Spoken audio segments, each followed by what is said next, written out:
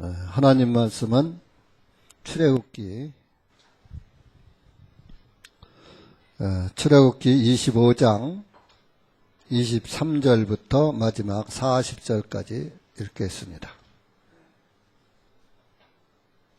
구약성경 108페이지입니다. 23절부터 다같이 시작. 너는 또한 시뜸나무로 상을 만들되 그 길이는 2규빗이요 그 넓이는 1규빗이요 그 높이는 1규빗 반이 되게 하고 너는 그것을 순금으로 입히고 주위에 돌아가며 금태를 두르고 너는 그 주위에 돌아가며 손 한 뼘 넓이의 턱 1개를 만들고 그 턱 주위 가장자리에 금태를 만들고 너는 그 상을 위하여 금고리 4개를 만들어서 4다리가 달린 4모퉁이에 그 고리들을 달고 그 턱을 마주하여 고리들이 있게 하며 그 상을 들어 옮기기 위한 막대 손잡이들을 넣을 자리가 있게 하라. 또 너는 시뜸나무로 손잡이들을 만들되 그것들을 금으로 입히고 그것들로 그 상을 옮기게 할지니라. 너는 그것의 접시들과 그것의 숟가락들과 덮는 데 쓰는 덮개들과 그 위에 붙는 잔들을 만들되 너는 그것들을 순금으로 만들지니라. 너는 그 상 위에 진설한 빵을 두어 항상 내 앞에 있게 할지니라. 너는 순금으로 등잔대를 만들되 그 등잔대를 쳐서 만들지니라. 그의 대와 그의 밑판과 그의 가지들과 그의 잔들과 그의 꽃받침들과 그의 꽃들을 같이 이어지게 하고 6개의 가지가 그 등잔대의 양옆에서 나오게 하되 3가지는 등잔대의 한쪽에서 또 3가지는 등잔대의 다른 쪽에서 나오게 하며 한쪽 가지마다 아몬드 형상의 잔 3개와 꽃받침 1개와 한 꽃이 있게 하고 다른 쪽 가지에도 아몬드 형상의 잔 3개와 꽃받침 1개와 한 꽃이 있게 하여 등잔에서 나오는 6개의 가지에도 그렇게 할지니라. 등잔대 줄기에는 아몬드 형상의 잔 4개와 그것들의 꽃받침과 그들의 꽃이 있게 하고 등잔대로부터 나온 6개의 가지에 따라 그 가지들의 각 쌍 아래 꽃받침 1개를 다른 가지의 각 쌍 아래 꽃받침 1개를 또 다른 가지의 각 쌍 아래 꽃받침 1개를 있게 할지니라. 꽃받침들과 그 가지들이 한 줄기로부터 나온 것이 되게 하되 그 모든 것을 순금으로 두들겨서 하나로 만들지니라. 너는 그것에 등잔 7개를 만들고 사람들로 하여금 등잔대에 붙여 그 앞에 두루 비추게 할지니라. 그리고 그것의 불집게들과 그것의 불똥 접시들도 순금으로 만들지니라. 그가 이 모든 그릇들과 함께 순금 1달란트로 등잔대를 만들며 너는 이 산에서 네게 보여준 그 양식대로 그것들을 만들지니라. 아멘.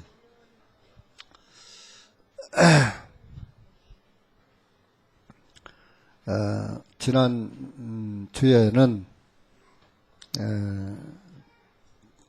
성막을 만드는 데 필요한 재료들을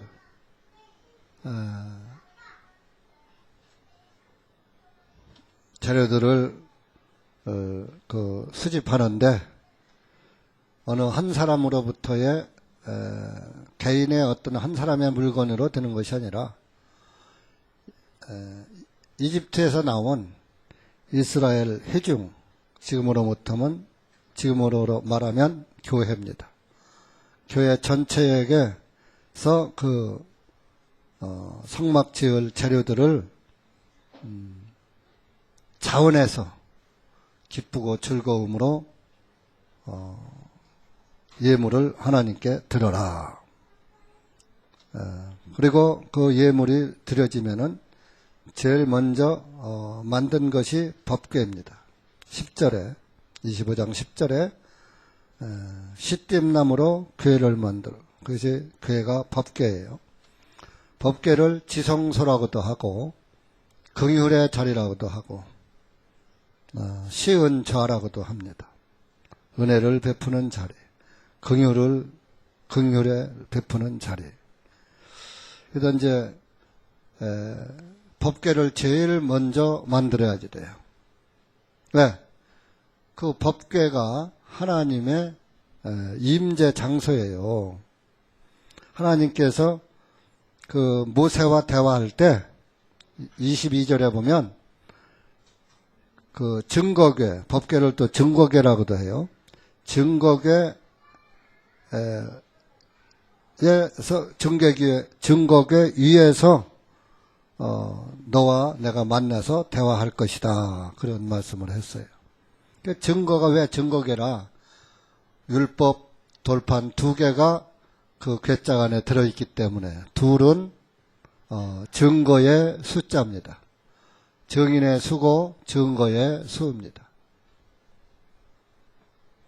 그래서 증거궤라고 했어요.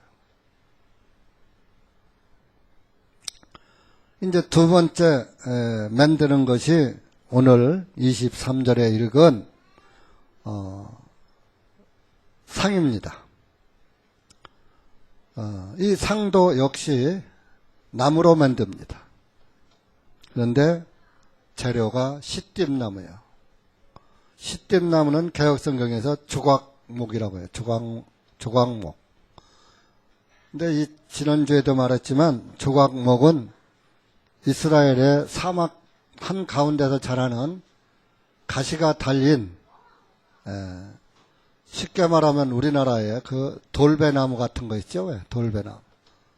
돌배나무에도 가시 있죠? 예? 예. 이렇게 그 조각목에도 가시가 달려 있더라고요. 돌사과도 가시가 달려 있고. 근데 사막에서 자라다 보니까 많이 자라질 못해요. 1년에 자라봐야. 그러다 보니까 그 가지가 아주 자주자주 붙어 있어요. 그래서 그 공이가 많이 그 가지를 잘라내면 공이가 되잖아요. 가지 붙었던 자리가. 그 재료로 목재로 쓸 수가 없어요. 소나무나 이런 것들은 쭉쭉 뻗어나가서 그 공이가 없어야 재료 값이 비쌉니다. 나무 값이 비싸요. 그런데 가지를 많이 잘라내 가지고 공이가 많이 있으면 그 널판에 가치가 없어요. 그러니까 이 시띠나무는 가치 없는 나무예요. 한마디로. 아무래도 어디 목재로 쓸 수 없는 그런 나무예요. 세상 사람들이 실어 버리는 나무예요. 가시나무를 여러분 어디다 쓸 때 있어요?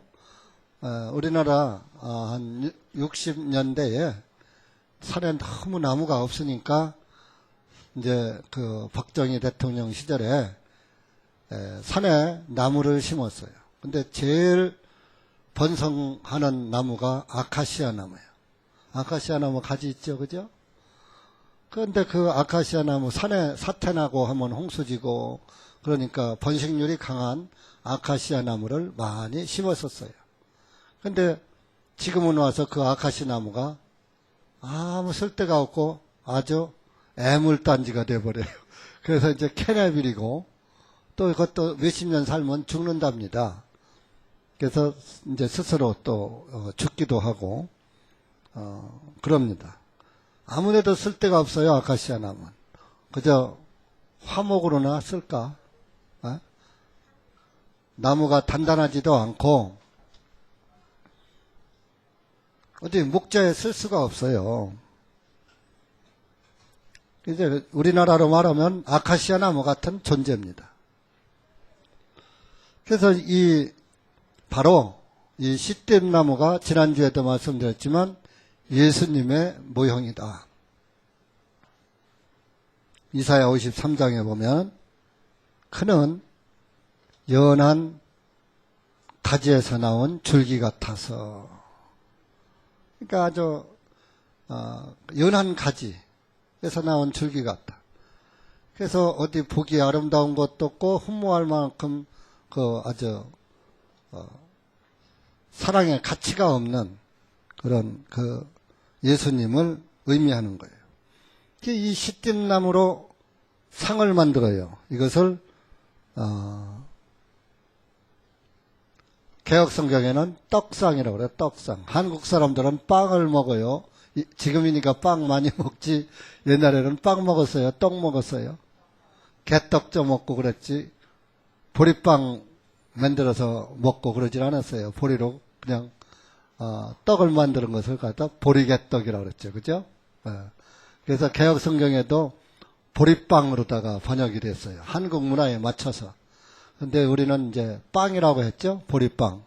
근데 영어 성경에 이제 베이커리로 나오니까 빵으로다가 말을 하는 겁니다.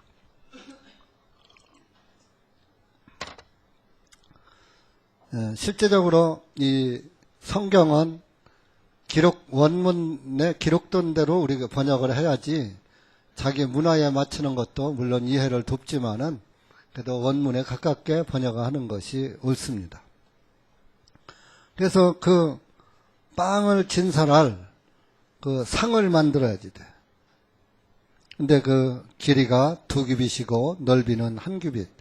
2규빗이면 이게 한 50cm 되거든요. 이게 1규빗이에요. 손끝에서 이 팔꿈치까지가. 그러니까 약 50cm 되니까 한 1m 되는 거예요. 이게 뭐 얼마 안 되죠. 2규빗이고 넓이는 1규빗이다. 한 50cm 되는 거죠. 넓이는. 그 높이는 1규빗 반이 되게 하고, 1규빗 반, 한 7, 80cm, 75cm 정도, 80cm 정도. 그래서 바로 이제 여러분들이 보시는 이제 이 상이 이게 떡상이라고 하는 거예요. 우리나라 말로 진설하는 빵을 놓을 상을, 이걸 이제 이 상을 만드는 법도를 지금 말씀하는 거예요. 그러니까 완성된 이 상의 모양이 이렇게 생겼어요. 그래서 이제 이 상을 만드는데, 이 상을 시틴나무로 하고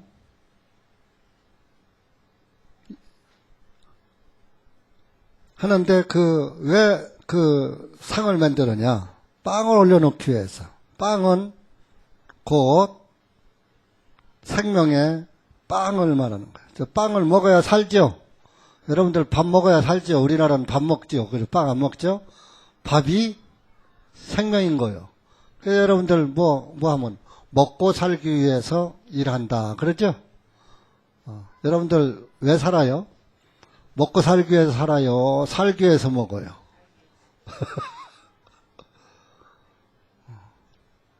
둘 다 말해도 되죠. 어떤 것이 먹고 살라고 사는 건지, 살라고 먹는 건지. 근데 사람이 각각 다르겠죠. 먹기 위해서 사는 사람도 있고 살기 위해서 먹는 사람도 있고. 근데 살기 위해서 먹는 거예요. 그죠? 그래서 이 빵은 곧 예수님을 상징해요. 그래서 예수님이 내가 생명의 빵이다 그랬어요. 생명의 빵. 요한복음 6장 보세요.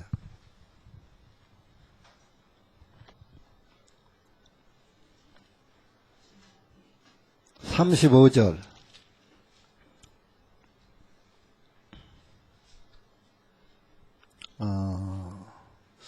32절부터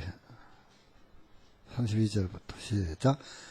이에 예수님께서 그들에게 말씀하시기를, 진실로 진실로 내가 너희에게 말하노니 모세가 하늘로부터 그 빵을 너희에게 준 것이 아니요 오히려 나의 아버지께서 하늘로부터 참된 빵을 너희에게 주시나니, 하나님의 빵은 하늘로부터 내려와 세상에게 생명을 주는 그이니라 하시니, 그때 그들이 말씀드리기를, 주님, 이 빵을 우리에게 항상 주소서 하매, 예수님께서 그들에게 말씀하시기를, 내가 곧 생명의 빵이니 내게 오는 자는 결코 줄이지 아니할 것이요 또 나를 믿는 자는 결코 목마르지 아니하리라. 여기 보면은 이 생명의 빵은 하늘로부터 내려온다 그랬어요. 32절에 아버지께서 하늘로부터 참된 빵을 너희에게 주시나니. 그 하나님이 주시는 빵은 33절에 하늘로부터 내려와서 세상에게 생명을 주는 그이니라. 그이가 누구예요? 예수님. 그러니까 그때 그 사람들이 주님, 그럼 이 빵을 우리에게도 주십시오.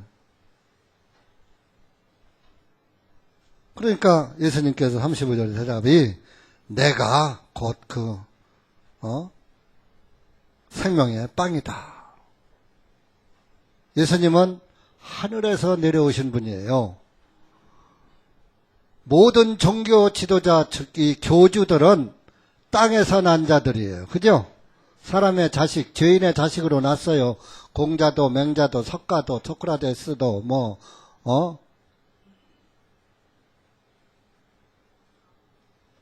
다, 모든 종교의 교주들은 다 사람의 자식으로 태어났어요. 예수님은 하나님의 씨로 잉타해서 처녀에게 잉태가 된 거예요. 성령으로. 하나님의 씨로 잉태된 거예요. 우리 자매님들, 내 씨로 됐어요? 남편의 씨로 자녀 낳았어요? 네? 여자는 밭과 마찬가지예요. 자, 콩 심으면 뭐 나요? 팥 심으면. 그렇게 하나님의 씨는 의로운 씨예요. 그렇게 의가 나왔죠? 예수님이 의로운 분. 인간은 다 죄씨예요. 아담의 후손이니까 기말지가 아래서 나왔다 다 헛소리예요. 다 전설이에요. 무슨 사람이 아래서 나옵니까? 그리고 진화론, 사람은 저 원숭이에서부터 진화가 되었다. 다윈의 진화론, 그거 다 거짓말이에요.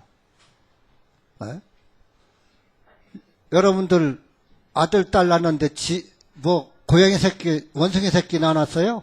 그랬더니 그놈이 진화돼요? 말이 안 되는 짓이에요. 진화되는 건 보세요. 개구리가 알을 까요. 개구리가 알을 까니까 올챙이가 나오죠? 올챙이가 뭐가 돼요? 개구리가 돼요. 그게 진화예요. 군뱅이가 또 뭐가 돼요? 매미가 돼요. 그런 것이 진화예요.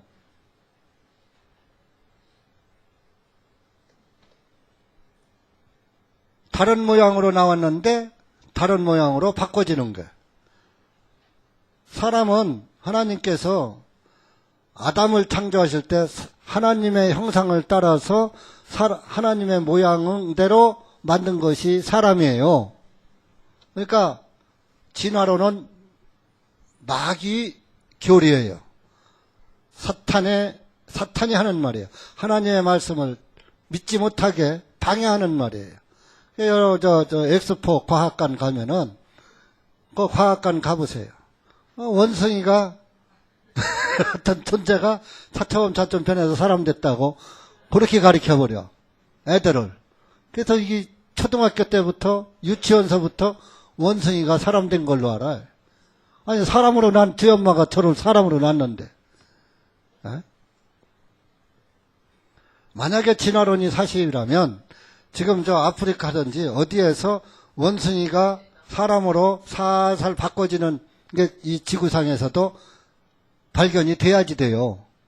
근데 왜 진화론이 그러면 좋습니다. 그거는 진화됐으니까 그렇다고. 그럼 우리도 또 다른 모양으로 자꾸 바꿔줘야지 돼. 그죠? 그러니까 진화론은 마귀교리예요. 여러분들 이 학교에서 가르치는 거라고 무조건 다 믿어서 안 되는 거예요. 하나님의 말씀을 믿는 사람들은 하나님의 말씀인 성경을 믿어야지 돼요. 어떤 사람들은 그래요. 세상 사람들은 닭이 먼저일까? 계란이 먼저일까?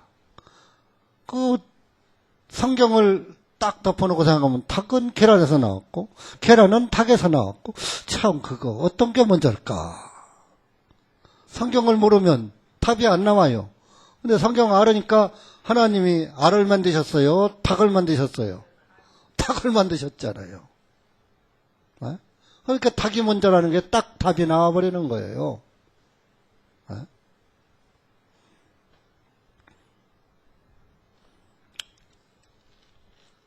예수님은 하늘에서 내려오신 분이에요. 그래서 구원은 예수님을 통하지 않고서는 구원이 없어요. 네? 그래서 사도행전에 천하인간에 구원을 얻을 다른 이름을 이 땅엔 주신 적이 없다 그랬어요. 사도행전 찾아보세요. 4장 12절. 네? 신약 179페이지 다 찾아보세요. 안다고 교만 하시지 말고. 시작. 다른 이에게는 구원이 없나니 이는 하늘 아래 사람들 가운데 우리에게 다른 이름을 주시지 아니하였기 때문이요. 우리는 반드시 이 이름으로 구원을 받아야 하느니라. 이 이름이 누구 이름이요? 석가모니 이름이죠? 석씨 이름이죠? 석씨. 천하인간의 하늘 아래 사람들 가운데 우리에게 다른 이름을 주시지 아니했다 이거예요. 다른 이에게는 구원이 없나니.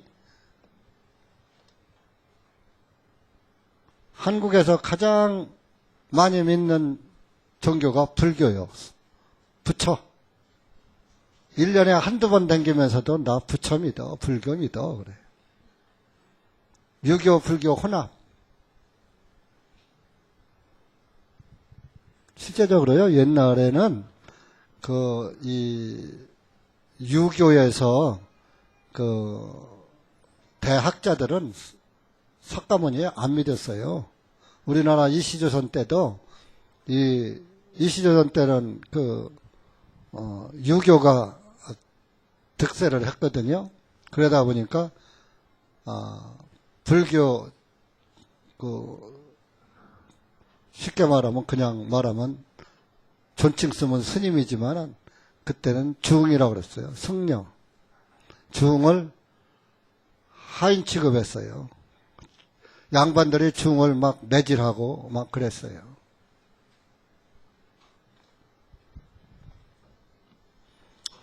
게다가 이제 그것이 지금은 혼합으로다가 가고 있습니다.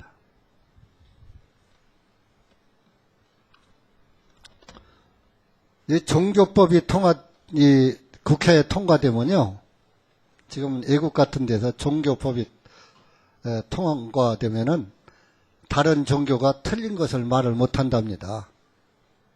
그러면 무조건 구속되는 거예요. 지금 명예훼손하면 구속돼요. 형사입건이에요. 그러니까 이제 만약에 종교법이 국회에 통과되면 불교 믿으면 지옥 간다 하면 그 말한 목사 지옥 잡혀가는 거예요. 그러니까 예수님만 믿어야지 된다, 다른 거 믿으면 안 된다 하면은 그런 설교도 못하게 되어 있는 거예요. 그래서 기독교에서 종교법을 통과 못 시키게 저지하는 거예요.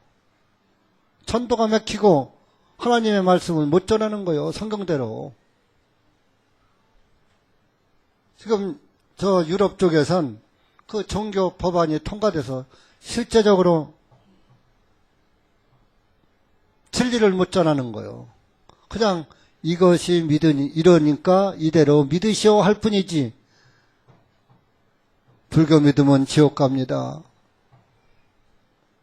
귀신, 무당, 이런 데 가면은 지옥 갑니다, 마귀입니다, 이런 소리 못 하는 거예요. 여호와 증인 이단입니다, 그런 소리 못 하는 거예요. 신천지 이단입니다, 그런 소리 못 하는 거예요. 지금 시대가 이렇게 흘러가고 있어요. 여러분들 정신 바짝 차리고 하나님의 말씀으로 구원을 받으셔야 돼요. 그래서 이 생명의 빵은 예수 그리스도입니다. 네?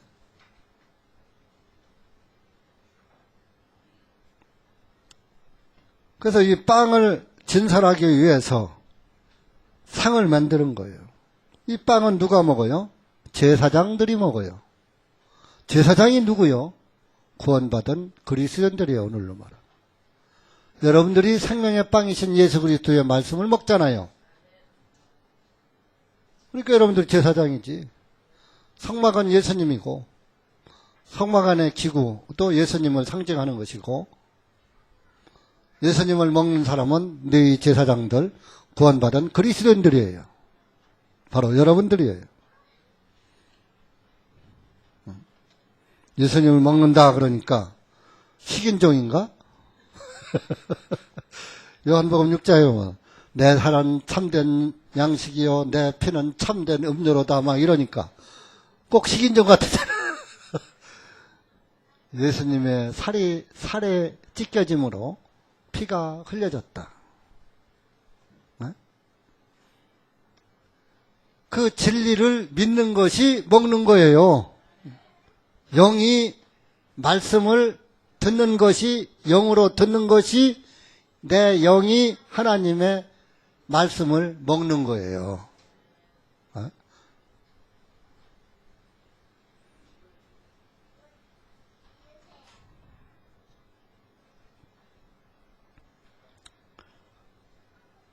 그래서 이 상을 만드는데 그 조각목 시템나무를 본문 24절로 가니까 순금으로 입히고 순금 주위에 돌아가며 금태를 두르고 사실 저와 여러분도 쓸모없는 시템나무 같은 존재예요. 그죠? 그런데 뭐가 입혀졌어요? 순금이 입혀졌어요. 금은 하나님의 신성을 의미합니다. 금은 변하지 않습니다. 썩지 않습니다. 네? 금이 썩어요? 녹슬어요? 변하지 않아요. 순금은.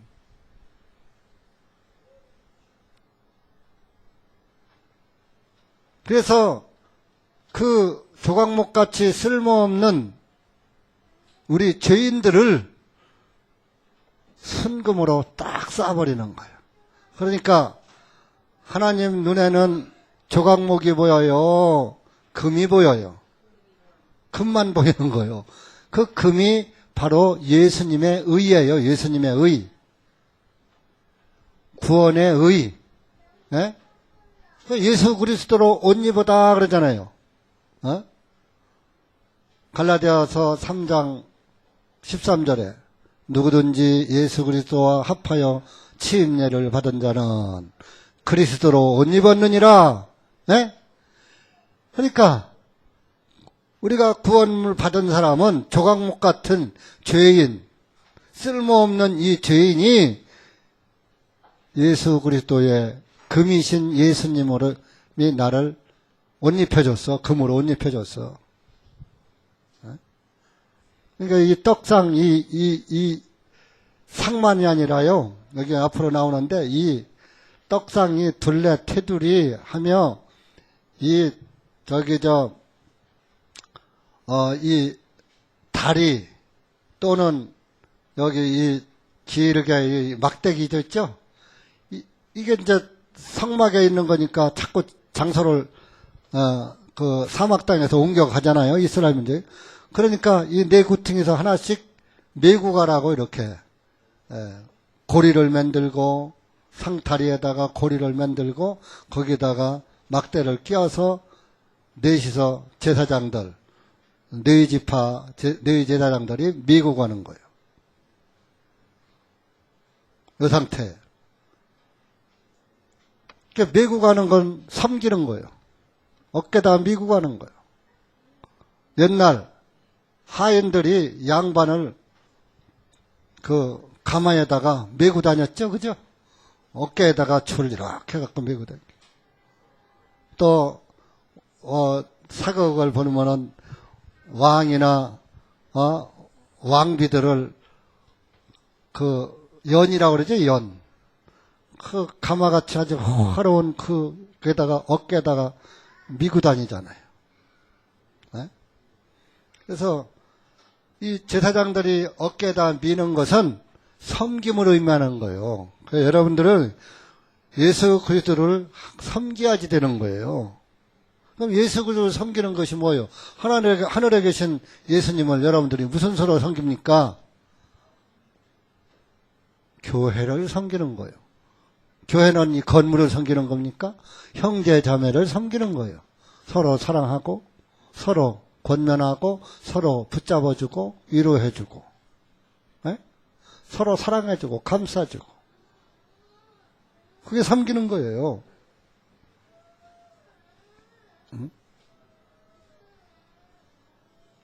그래서 보세요. 25절에 보니까 그 주위에 돌아가며 손 한 뼘 넓이의 턱 한 개를 만들고, 여기 좀 턱이 있죠? 여기 턱이 있잖아. 이렇게 돌아가면 떡이 떨어지지 말아야지. 밋밋하게 해놓으면 다 떨어지잖아요. 턱을 만들고 다 금으로 입어. 턱까지도. 고리 4개 아까 말했죠. 시띠나무로 손잡이를 만들고, 막대, 이 손잡이 막대 다 금으로 입힙니다. 성전 기구는 다 금으로 입혀졌어요. 예? 금이 아니면 안 돼요. 여러분들이 예수님으로 옷 입지 않으면 안 돼요. 하늘 백성이 아니에요. 아셨어요? 예수님이 나의 옷이 되어야지 되는 거예요. 자, 마태복음 22장 찾아보세요.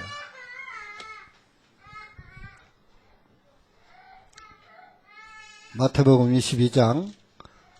여기 가면은 예복을 입지 않은 사람이 쫓겨나 버려요. 어?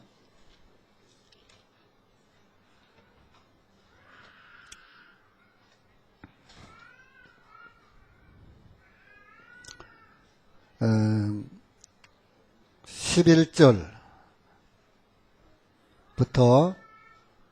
13절까지 시작. 왕이 그 손님들을 보러 들어왔을 때에 거기에 혼인 예복을 입지 아니한 사람을 보고 그에게 말하기를, 친구여, 그대는 어찌하여 혼인 예복도 입지 아니하고 여기에 들어왔느냐 하니 그가 아무 말도 못하니라. 그때 왕이 종들에게 말하기를, 그의 손발을 묶어 데리고 나가 바깥 어두움 속에 내어 던져라. 거기서 슬피 울며 이를 갈게 되리라 하였느니라. 이스라엘은요, 혼인을 하면 이스라엘 풍속은 예복을, 그 자기가 초청장 보내는 사람들한테 예복을 다 보내줘요. 그 예복을 입고 와야지 돼.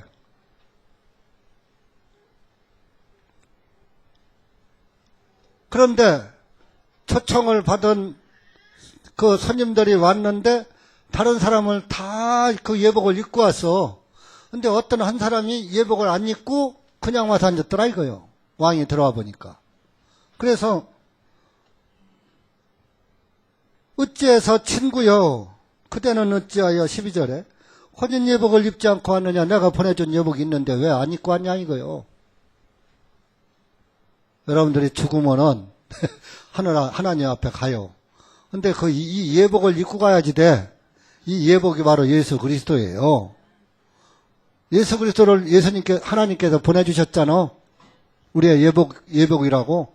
구원의 옷이라고. 근데 왜 구원을 안 믿어? 죄사함 받은 걸 안 믿고 내 생각대로다가 그냥 나는 내 옷 입고 갈 거야. 자기가 보내준 옷은 입고 안 입고 자기가 자기 옷을 입고 간 거예요. 그게 자기의의 옷이에요. 너 왜 안 입고 왔어? 내가 분명히 보냈는데. 여러분들 중에서 내가 분명히 너 예수 믿으라는 소리 들었지? 예수님이 구주라는 얘기도 들었고 예수님이 내 죄 사였다는 얘기도 들었지? 근데 내가 왜 그거 안 믿었어? 이런 얘기예요.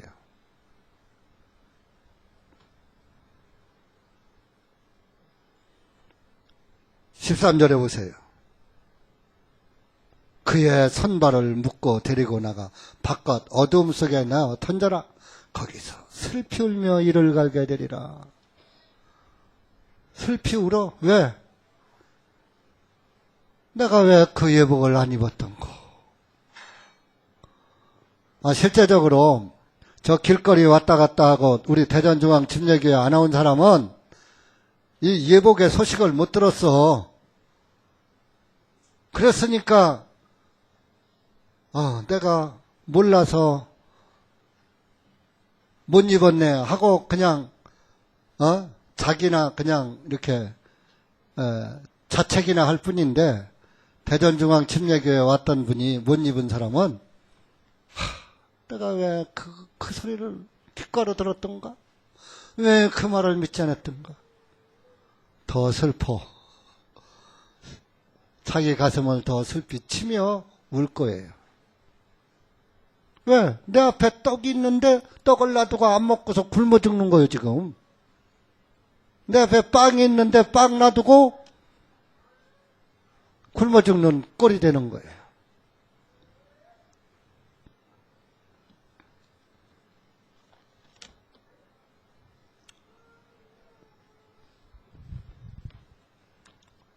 그러니까 여기에서 모든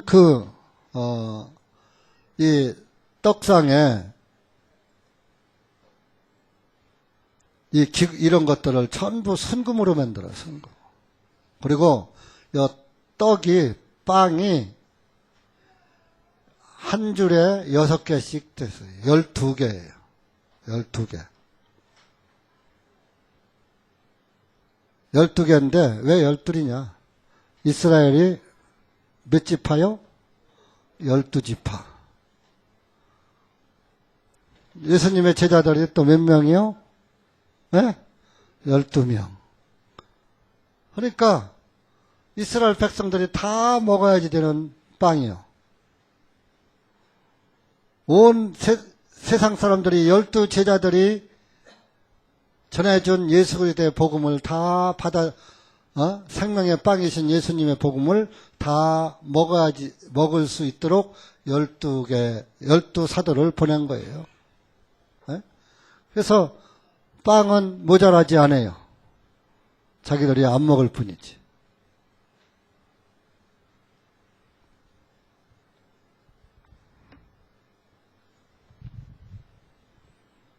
그래서 이 상위에 30절에 보니까 너는 그 상위에 진설할 빵을 두어 항상 내 앞에 있게 할지니라. 빵은 떨어지지 않아요. 항상 이 상 위에는 빵이 항상 놓여 있어. 매일매일 해서 드려야지 돼. 아침에 따뜻한 빵을 구워서 했다가 저녁에 물려온 빵은 누가 먹어? 제사장들이 먹는 거예요.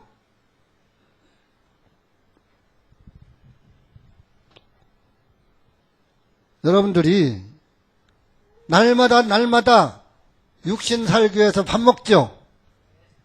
그러면 내 영혼은 밥을 먹어요? 말씀을 먹어요? 말씀에 빵을 먹는 거예요, 내 영혼은. 요한복음 6장 다시 한번 찾아보세요.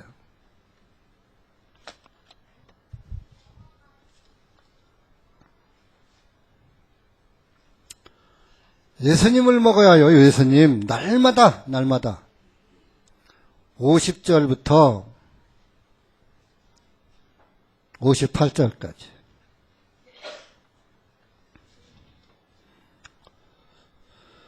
시작. 이 빵은 하늘에서 내려온 빵이니 사람이 이것을 먹으면 죽지 아니하리라.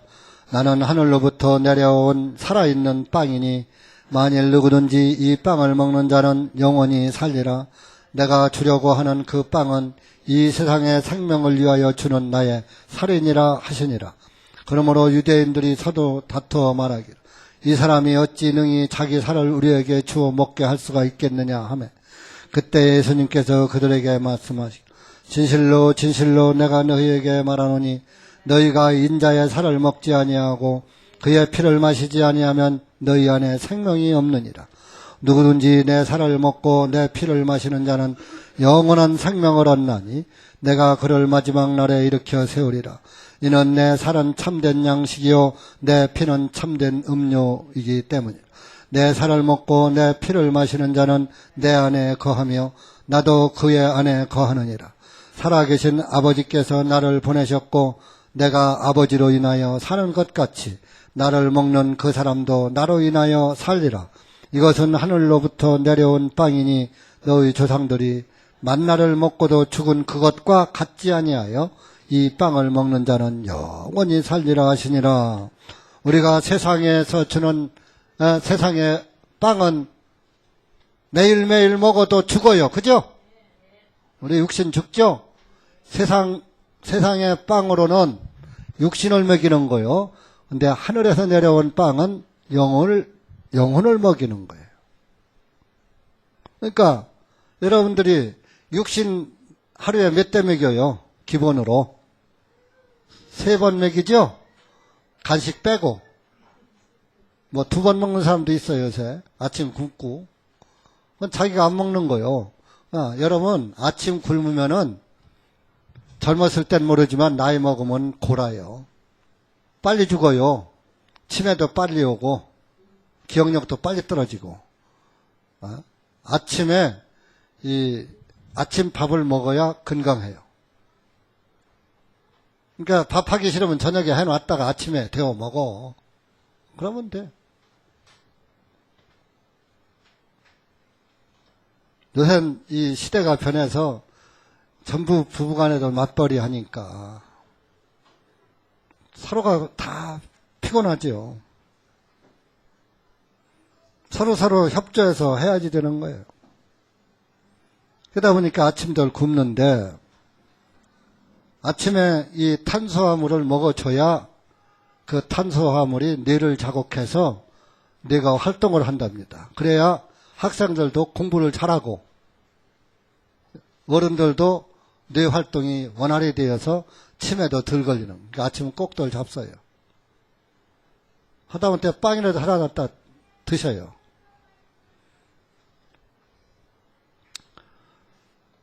제가 하는 얘기가 의사들이 하는 얘기를 들었습니다. 저는 의사가 아니니까. 그러니까 육신도 그렇게 먹어야지 되는데 영도 매일 먹어야지 되는 거예요. 근데 여러분들 하나님의 말씀 매일 드셔 안 드셔? 매일 하나님의 말씀을 여러분들 들여다 보든지 듣든지 읽든지 해야 해요. 교회 왔다 가면 일주일 동안 그냥 덮어놓아요. 여러분들 중에도 대다수가 주일날 갔다 오면 그 다음 수요일날 와서 한번 피고 수요일날 와서 한번 피는 사람은 또 금요일날 피고 금요일날 한번 피고 또 주일날 피고 그래도 모임에 참석한 사람은 일주일에 몇 번이라도 펴. 근데 어떤 사람은 일주일에 한 번 와. 일주일에 한 번 와서 성경 한번 펴보고 그 다음 주에 빠지고 그 다음 주에 오면은 보름 만에 한 번 펴. 그렇게 먹고 그 영이 튼튼하겠어요? 여러분들 육신 일주일에 한 번씩 먹여봐. 살아 죽어. 네? 그게 성령이 충만치 못한 거요. 영이 비실비실한 거요. 영이. 그러니까 전도도 못하고 하나님 일을 아무것도 못하는 거예요. 여러분들 일주일에 한 번씩만 밥 먹어봐. 세상 일 할 수 있어? 저는 어제 점심을 조금 아침을 허술하게 먹고 점심을 조금 뭐 늦게는 안 먹었는데 점심때가 되니까 아침을 그냥 대충 때우다 보니까 점심때가 되니까 다리가 후루룩 떨려 벌써. 네. 육신 양식 안 들어가니까 다리가 떨리더라니까요. 그러니까 또 밥을 먹고 나니까 다리가 안 떨리고 힘이 벌끗 나서 또 활동을 하게 되고. 육신도 먹어야 힘이 나는 거예요. 여러분들의 영혼도 하나님의 말씀엔 생명의 말씀이신 생명의 빵이신 하나님의 말씀을 먹어야 성령이 충만해서 전도가 되는 거예요. 성령이 충만하면 구원받지 못한 사람 보면 그냥 못 지나갑니다. 내 가족 중에도 구원이 확실치 못해 보이면 자꾸 그것을 말을 하게 됩니다. 그런데 듣는 사람은 싫지요. 듣기 싫어도 해야지 됩니다. 전도는. 눈치 보지 말고 해야지 됩니다. 사실은. 그것이 그 사람을 사랑하는 거예요. 근데 눈치 보고 그 사람을 강하게 전도하지 않으면 그 사람은 죽는 거예요.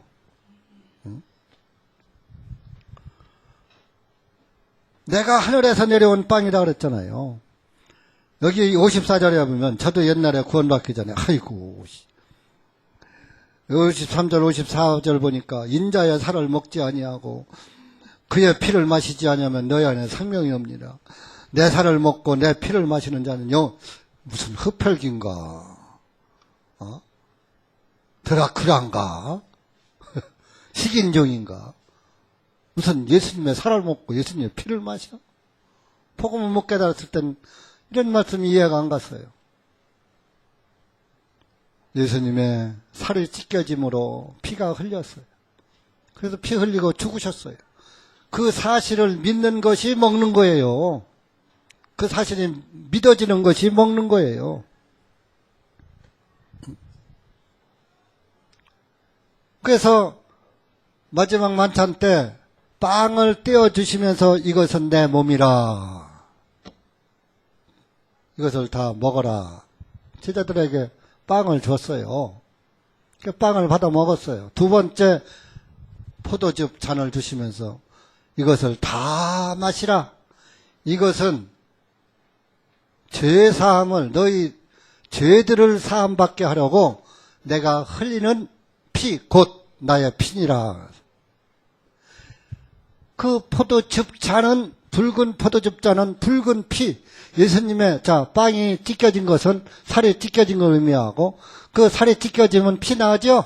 몸이 껐으면 한번 갖다 여러분들 손가락에 한번 칼로 갖다 한번 찍 그봐. 안 해봐도 알지 그건. 예수님은 채찍에 맞이고 가시관을 쓰시고 뺨을 맞고 이스라엘은 죄를 지면은 40대를 때리게 되었어요. 율법에. 예수님이 살아계실 땐 율법 시대예요. 돌아가시기 전까지는. 그러니까 이제 40대를 때려야 하는데 그때 당시는 노마법이야. 노마법은 120대를 때리게 돼 있어. 그 노마 채찍으로 120대를 맞았어요. 그때는 채찍만 그렇게 있는 거 아니라 채찍에 그 새 깔코리를 다 달아놨어. 그걸로 한 대 때리면 살점이 툭툭 떨어져 나와. 그걸 120대를 맞은 거예요. 너무 아파 보여, 여기서. 온몸이 상해요. 갈기갈기 찢겼죠. 머리에는 가시관을 썼죠. 유혈이 낭자하지요. 찢겨진 살을 의미하는 거예요. 살이 찢겨지니까 뭐가 흘려? 피가 흐르잖아요. 그래서 나무에 달았어요. 못 박아 달았는데 양손 못 박고 두 발 못 박았어요. 그 예수님이 다 이루었다 하시고 돌아가셨는데 그래도 못 믿으니까 로마 군인이 창으로 옆구리를 콕 찔렀어요. 피와 물이 나오더라. 마태복음 27장 나오죠. 심장에 고여있는 피까지 완전히 쏟아버리고 피가 다 나오고 나니까 이제 그 다음에 물이 나왔다.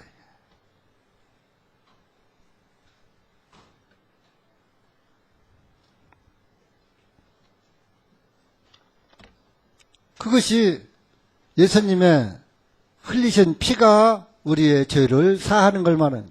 죄는 피가 사하지 기도가 사하는 게 아니에요. 내 행위로 사함받는 게 아니에요. 피로만 사함받는 거예요. 피로만. 그래서 이 구약시대에 구약성경에도 근데 이 피가 없는 곳은 떡상에는 이 빵이니까 빵은 피가 있어요 없어요? 빵은 그래서 이제 그 교제를 의미하는 거예요. 빵은 교제. 그래서 레위기 2장에 보면 소제가 나오는데 소제가 이 고운 가루로 이, 그 소재 예물을 만드는 거예요. 이렇게 납작한 빵을 만드는 거예요. 구워서 만드는 거예요.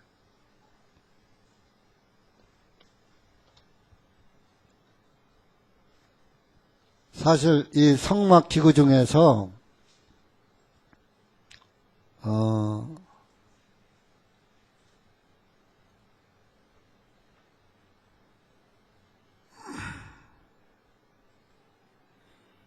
성막 기구 중에서 전부 이 번제단에서 제일 먼저 이제 짐승을 잡아서 번제단 하나 요 위에다가 이제 그 짐승을 올려놓고 여기는 불태워버리는데, 피를 받은 것을 이 번제단 네 구퉁이 이 번제단 전체에다가 피를 뿌립니다. 이 번제단 피비린내가 진동해요. 이 번제단은 마치바 해서 심판의 장소예요. 심판받는 거예요. 이게 불로 태워버려. 죄인인 지옥 가서 이렇게 불로 타요. 그래서 이스라엘 율법에는 이렇게 사람 대신 한 마리 양이 죽어서 이 양이 타는 거예요. 내 대신 타는 거예요. 내 대신 피 흘려도 죽은 거예요. 이 피를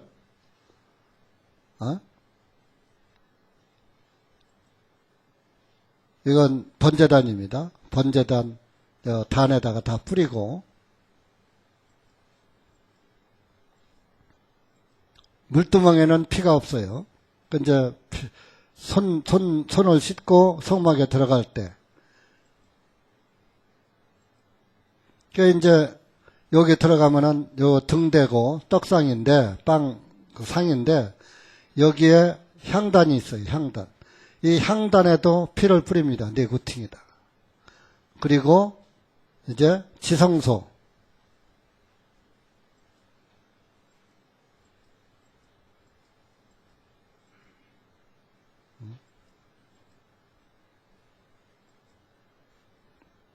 이거 향단이죠. 이 향단도 앞으로 이제 복음에 대한 거 말씀드릴 거예요. 이 향단도 이 네 구팅에다 다 피 뿌려요.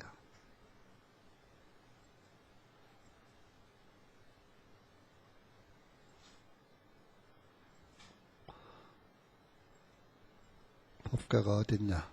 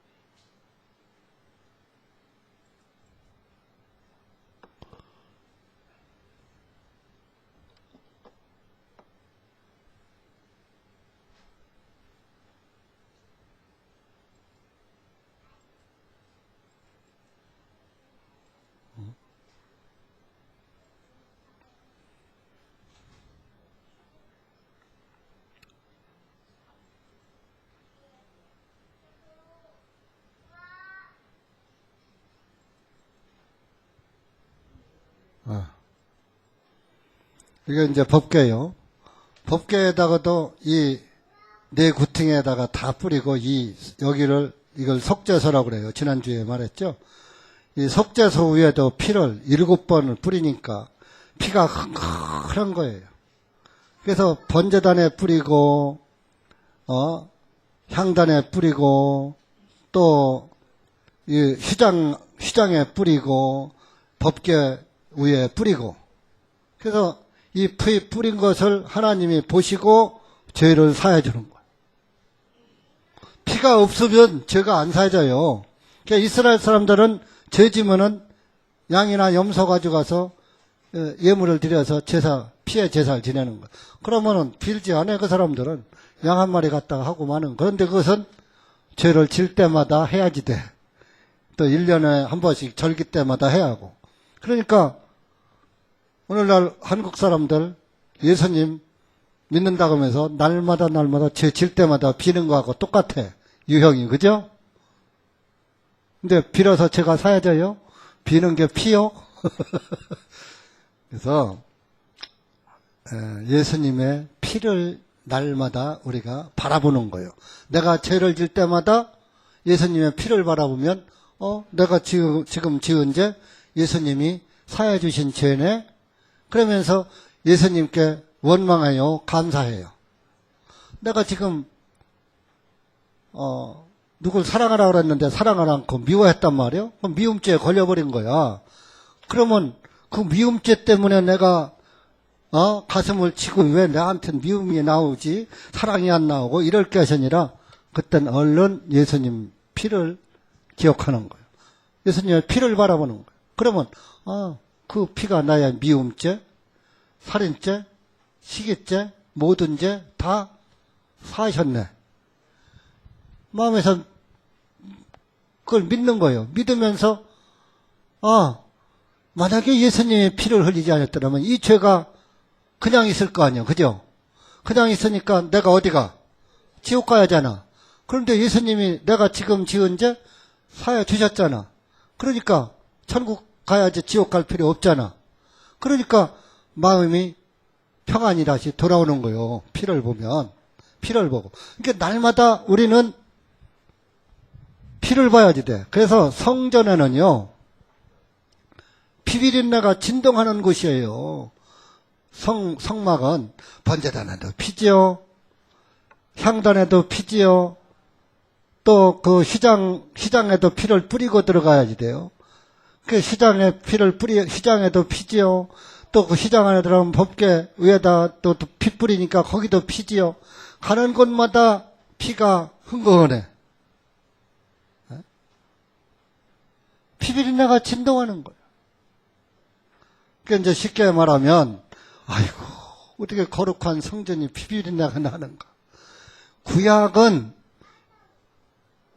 예수님이 그 성막 자체가 예수님이 피 흘려 죽으셔서 죄를 사해 주는 것의 모형과 그림자이기 때문에 예수님이 피 흘려 죽으실 때 피비린내 났지. 피비린내 안 나? 거룩하고 깨끗하게 돌아가셨어?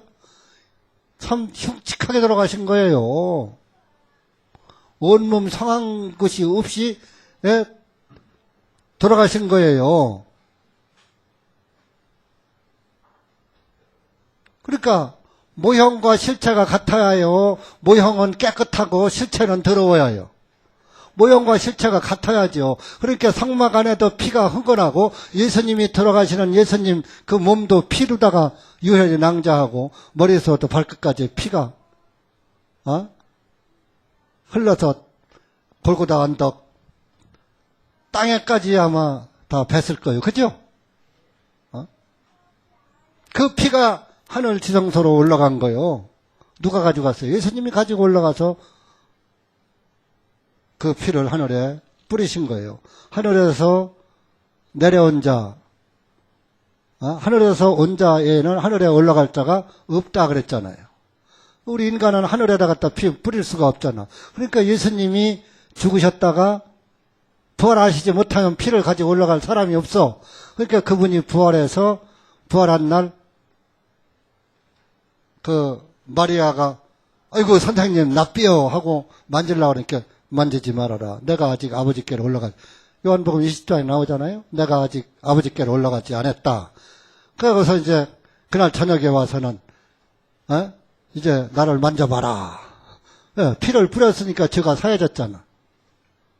피를 뿌리기 전에는 죄가 안 사해져. 그러니까 예수님이 부활하지 않으면 죄가 안 사해지는 거예요. 아셨어요? 죽기만 하고 부활하지 못했으면 죄가 안 사해져요. 그러니까 오늘날 자기가 재림주라고 하는 것들 다 죽고서 문선명이 부활했어요? 안상호이가 부활했어요? 아니에요. 그리고 등대도 역시 31절에 보니까 순금이에요. 그런데 이 등잔대를 차서 만들어라 그랬어. 차서. 예수님은 아까도 말했지만 맞고 들어가셨어요. 맞고 들어가셨어요.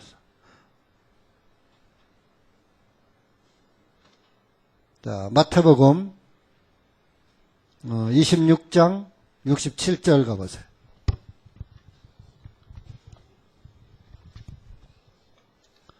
그래서 등잔대를 만드는데 망치로 쳐서 두들겨서 만들려고 했잖아요.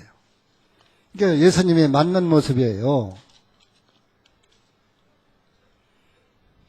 67절, 68절, 신약 45페이지 시작. 그때 그들이 주님의 얼굴에 침을 뱉고 그분을 주먹으로 치고 또 다른 이들은 손바닥으로 치며 말하기를 너 그리스도야 우리에게 예언하라. 너를 친 자가 누구냐 하니라.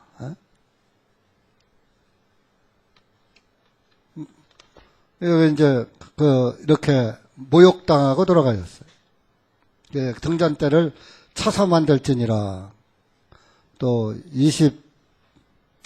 27장 31절.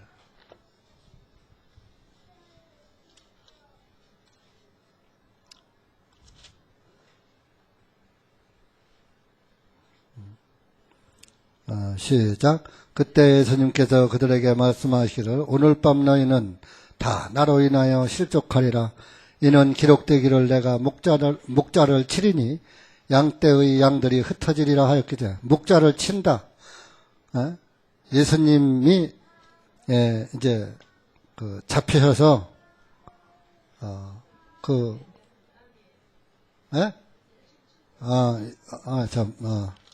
27장 30절 31절 시작. 주님께서 침을 뱉으며 갈대를 빼앗아 주님의 머리를 치더라. 그들이 주님을 조롱한 후에 그들이 겉옷을 벗기고 주님의 옷을 입혀 나무에 달아 못 박으려고 끌고 가니라. 그래서 이렇게 예수님은 모욕당하고 맞고 막 그랬어요. 그래서 이 등잔대를 만드는데 차서 만들었단 말이에요. 차로. 예수님이 맞은 것을 본 사람 베드로가 또 말씀했어요. 베드로전서 2장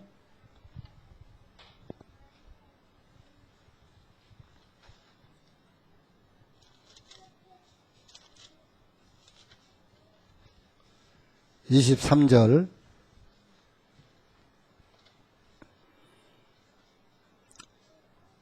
24절까지 시작. 모욕을 당하시나 다시 모욕으로 갚지 아니하시고 고난을 당하시되 위협하지 아니하시고 의롭게 심판하시는 분께 자신을 맡기시며 친히 나무 위에 달려 자신의 몸으로 우리의 죄들을 담당하셨으니 죄들에게 죽은 우리로 하여금 의에 대하여 살게 하려 하심이라. 그분께서 채찍에 맞으심으로 너희가 고침을 받았나니. 그러니까 예수님이 이렇게 모욕당하고 채찍 맞고 막 이랬다 이겁니다. 그래서 그것이 금으로 쳐서 만드는 것의 모형입니다. 그리고 등잔대 만드는 법이 이제 거기에 쭉 이렇게 나옵니다. 그런데 이 등잔대도 다 예수님의 모형이에요. 자, 등잔대는 성막은 전부가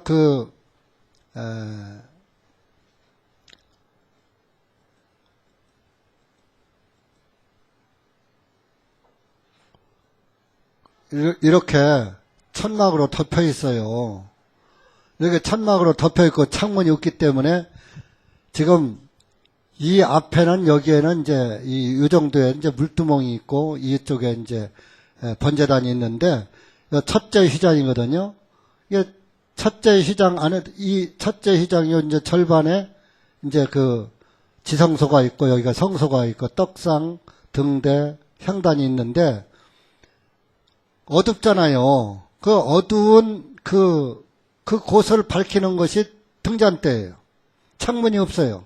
그래서 어두움을 밝히시는 예수님을 상징하는 겁니다. 예?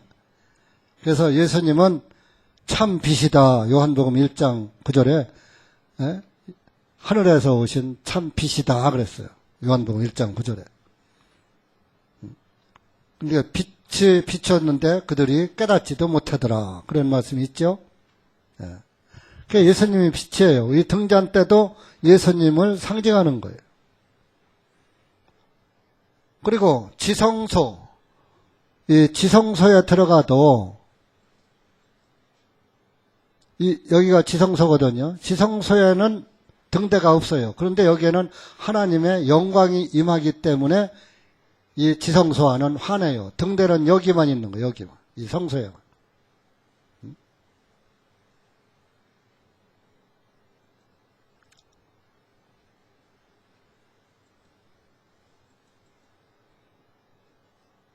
이 지성소, 여기 지성소 있죠? 이 지성소. 그래서 이 성소는 등잔대가 밝히고, 성소는 하나님의 영광이 직접 하늘나라에 가면은 하나님이 빛이에요. 해와 달이 없어요. 우리 계시록 21장 한번 가서 보세요.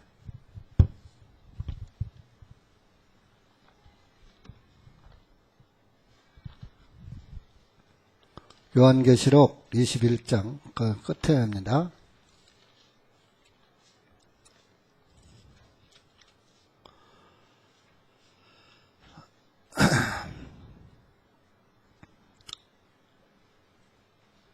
(23절부터) 25절까지 시작.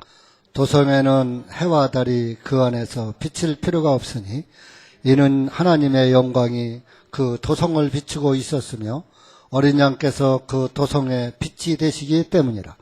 구원받은 사람들의 민족들이 그 도성의 빛 가운데서 걸을 것이며 또 땅의 왕들도 자기들의 영광과 존귀를 그 도성 안으로 가지고 들어오리라. 도성의 대문들은 낮에 결코 닫히지 아니하리니 이는 거기에는 밤이 없을 것임이니라. 하늘나라에는 밤이 없어요. 항상 환해. 그러면 여러분들 하늘나라에 가서는 잠 안 자요. 지금 우리가 육신을 가지고 있으니까 육신이 피로하고 육신이 잠자는 것이지,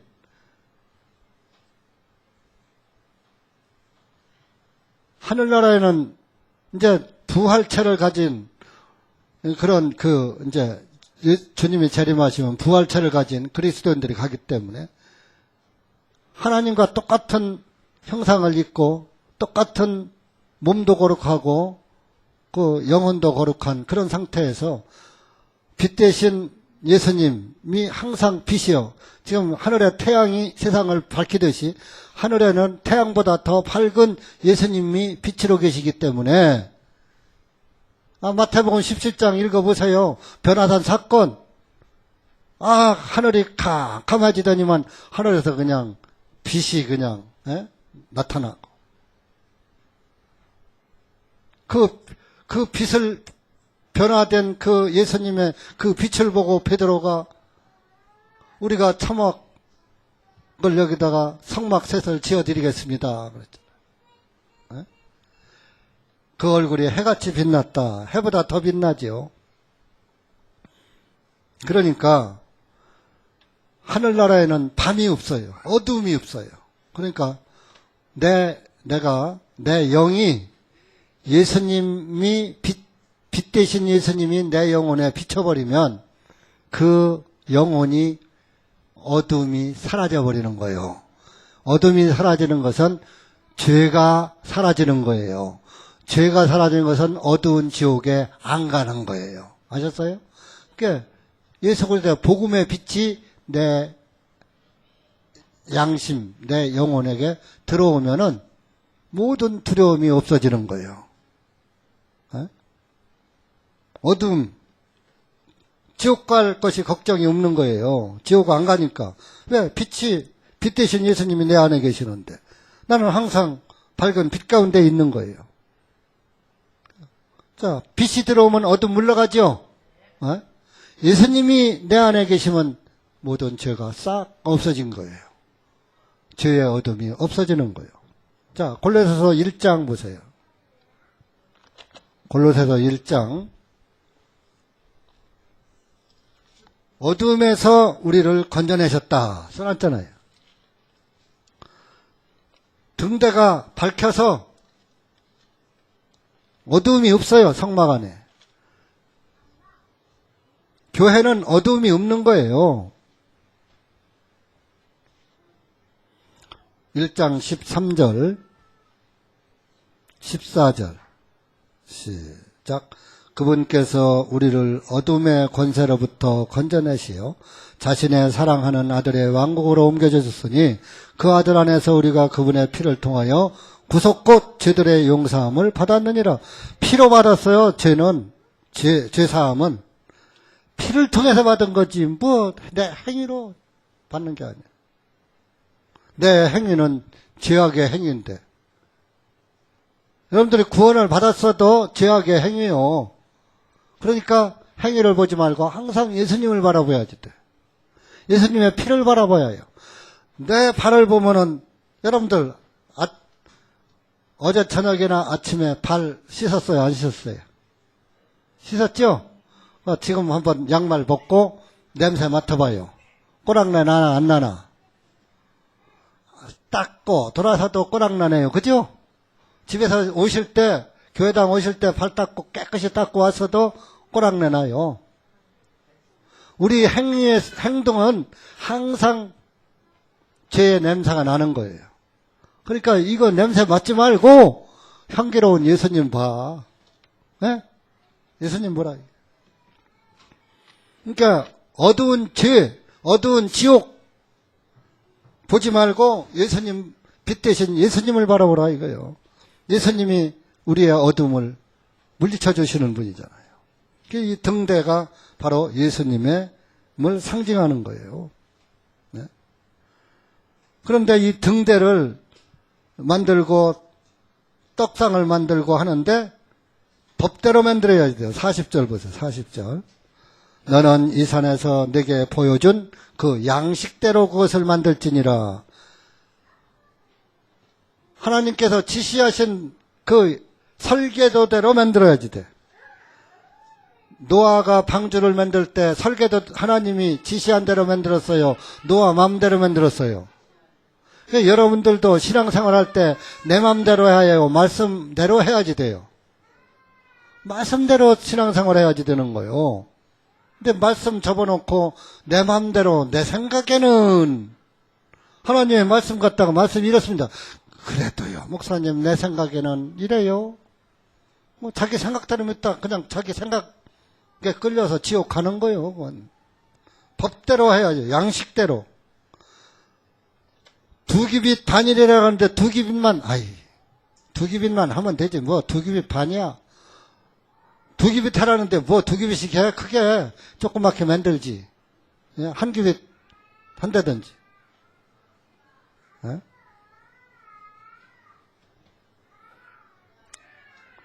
뭐 이렇게 복잡하게 만들어 간단하게 그냥 만들지. 자기 생각대로 만들어버려. 그러면은 그런 사람은 그 성막 기구를 하나님이 쓰실까요? 안 쓰실까요? 안 쓰죠. 네, 여러분들도 신앙생활 할 때 법대로 해야지 돼요. 법대로 경계하지 않으면 면류관을 얻지 못한다. 디모데 후서 2장에 나와 있어요. 자, 디모데 후서 2장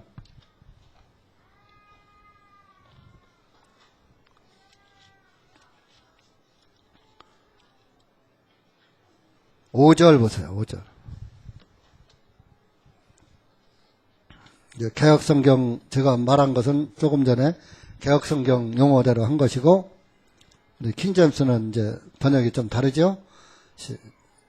만일 또한 사람이 이기려고 노력하면서 합법적으로 노력하지 아니하면 역시 그는 면류관을 얻지 못하느니라.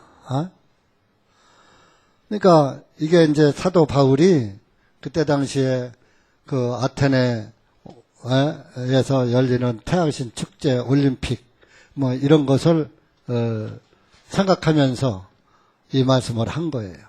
올림픽에 나가면 이기고 1등 해야죠. 1등 해야 월계관을 얻어요. 근데 저와 여러분은 월계관 얻어요? 면류관 얻어요? 면류관은 왕이 쓰는 거예요. 네? 그래서 왕 같은 제사장들이요. 그랬잖아요. 그러니까 여러분들이 성경의 법대로 합법적으로 믿지 않으면 하나님 나라에 가서 면류관을 얻지 못해요. 그러면 자, 올림픽에서 올림픽 위원회의 법대로 경기해야지. 만약 마약을 마시고 했다 들통나니까 어떻게 돼요? 알고 했던 모르고 했던, 예? 지난번에 박태환 수영선수 고욕당했죠? 자기는 몰랐다가 모르고 먹었다. 그래서 뭐 어떻게 결론났는지 모르겠어. 그런데 좌지간 뭐 마약을 투여하고서 금메달을 땄다. 그것이 발각되면 박탈당하죠? 여러분들 하늘나라도 마찬가지예요. 하나님의 말씀의 법대로 믿지 않으면 하나님 나라에 들어갈 수가 없어요. 그러니까 말씀대로 믿어야지 되는 거. 법대로 믿어야지 되는 거예요. 내 맘대로 믿지 마세요. 근데 많은 이들이 전부 내 맘대로요. 내 맘대로. 교회도 오고 싶으면 오고 말고 싶으면 말고 말씀도 듣고 싶으면 듣고 말고 싶으면 말고. 예? 내 맘대로. 내 맘에. 그저 목사가 마음에 안 들면 그냥 교회 안 나오고 목사가 마음에 들면 나오고. 목사 보고 다니지 마세요. 말씀이 오르면 그 말씀만 보고 신앙생활 하는 것이지. 저하고 여러분은 한 이틀, 3일만 저하고 한 집에서 살아봐. 목사 전경심 가나. 자고 나면 머리도 까치집짓이 눈곱도 깨져져 할 테시지 침도 흘렸을 테지 잘 땐 코로 골골 할 테지 잘 것이고 밥 먹고 나면 트름도 할 것이고 또 화장실도 가서 냄새도 핑길 것이고 방귀도 낄 것이고 아이고 그죠? 가까이서 보면 다 그래요. 근데 자 날마다 주일마다 보는 한 목사가 더 거룩해 보여요. 1년에 한두 번 보는 서목사님이 거룩해 보여요. 1년에 한두 번 본 서목사님이 더 거룩해 보이죠? 그런 거예요. 가끔 보면 거룩해 보이는 거예요. 가까이 보면 얼굴에 티가 보이는 거예요. 멀리 보니까 제 얼굴에 검은 건 보이지만 티는 안 보이죠?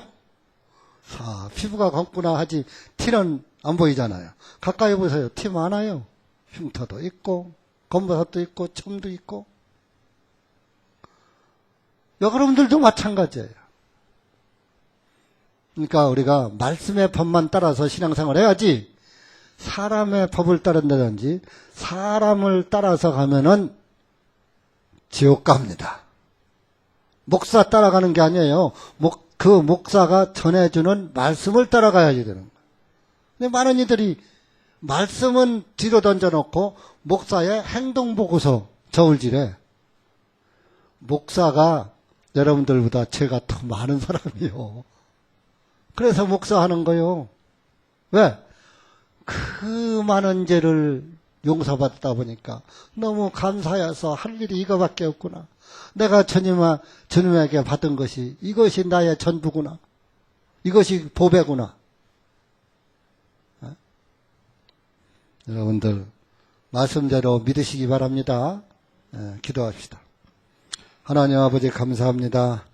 오늘 우리가 출애굽기 25장 상에 대해서 등잔 때에 대한 예수 그리스도의 복음을 다시 한번 상고해 보았습니다.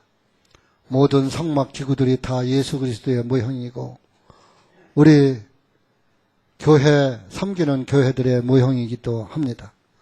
여기 고개 숙인 우리 사랑하는 우리 형제자매님들 모두가 주님의 말씀대로 믿고 말씀대로 신앙생활해서 끝까지 경주하는 그리스도인들이 될 수 있도록 은혜 베풀어 주시옵소서. 이 시간 또 이렇게 미숙한 목사가 또 이렇게 미숙한 말씀으로 전했지만은 듣는 이들로 하여금 주님의 말씀을 옳게 분별해서 오직 빛이신 예수 그리스도만 바라보고 살아가는 우리 형제 자매님들 되게 하여 주시옵소서.